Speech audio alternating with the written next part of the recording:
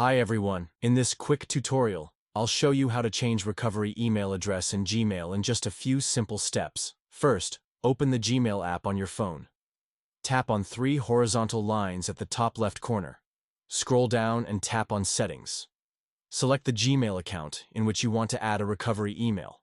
Now, tap on Manage your Google account. Go to the Security tab. Scroll down to the Ways we can verify its use section. Tap on Recovery Email. You may be asked to verify your identity by entering your password. Now, you'll see your current recovery email. Tap on the Edit pencil icon next to it. Delete the old recovery email and enter the new one you want to add. Tap Next and then Verify. A verification link will be sent to your new recovery email. Open the new recovery email, click on the verification link, and your recovery email will be updated successfully. And that's it. How to change recovery email address in Gmail. If this video helped, like this video and subscribe to my channel for more quick tech tips. See you in the next video.